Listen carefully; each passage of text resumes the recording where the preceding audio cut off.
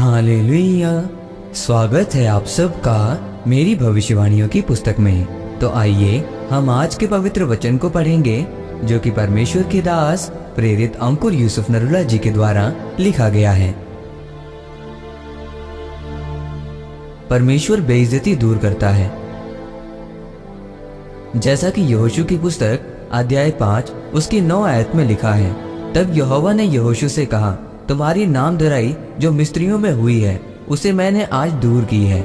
इस कारण उस स्थान का नाम आज के दिन तक गिलगाल पड़ा है। मेरे प्रियो, बाइबल कहती है कि जब इजरायलियों का खतना हुआ तो परमेश्वर ने कहा, आज मैंने तुम्हारी नामधराई मिस्र में से दूर की है। इसका मतलब मिस्र में अभी भी नामधराई थी। अभी भी वो जंगलों में बिना काम किए धक्के खा रहे थे, लेकिन काम इसलिए नहीं हुआ क्योंकि उन्होंने परमेश्वर के काम को पूरा नहीं किया था। परमेश्वर के वचन में लिखा था कि हर एक इजरायली खतना करवाएगा और उनमें से किसी ने भी खतना नहीं करवाया था। फिर जैसे ही उन्होंने परमेश्वर के वचन को पूरा किया, परमेश्वर ने कहा, आज मैंने मिस्रियों में तुम्हारी बेइज्जती दूर की है। मेरे प्रियो, जब आप आत्मा में चलते चलते जो परमेश्वर आपसे चाहता है कि आप करें, जब आप पूरा कर लेते हैं तो आपका आसपास का माहौल अचानक से बदल जाता है।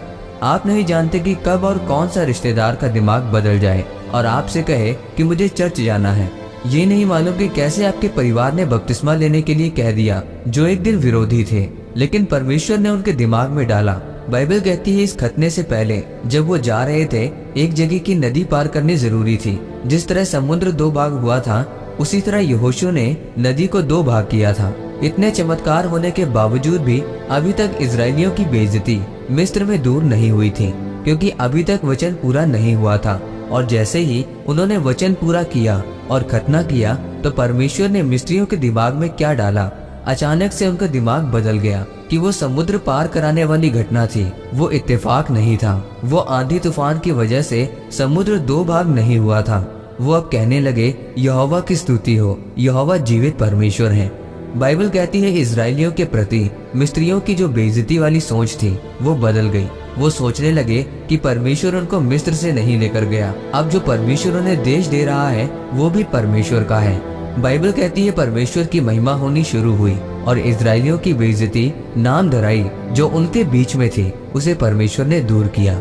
मेरे प्रियो, जब आप परमेश्वर के वचन को पूरा करना शुरू करते हैं, तब जो लोग आपकी निंदा करने वाले होते हैं वो एक दिन खुद आपको मानने लगते हैं कि आप सही जगह पर थे, आप परमेश्वर की संतान हैं। परमेश्वर ने कहा, आज मैंने तुम्हारी बेइज्जती को दूर किया है।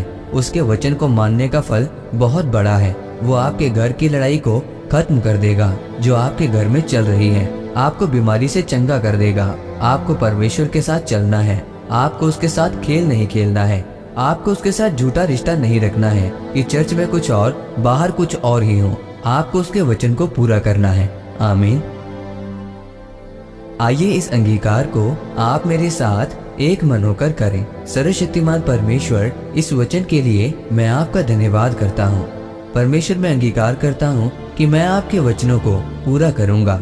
मैं आपके साथ झूठा नहीं बल्कि सच्चाई का, पवित्रताई का रिश्ता बनाऊंगा और आपके साथ सही रीति से चलूंगा, प्रभु यीशु मसीह के नाम में।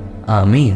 परमेश्वर आप सबको आज के वचन के ऊपर मदद करने के द्वारा आशीषित करे। आमीन।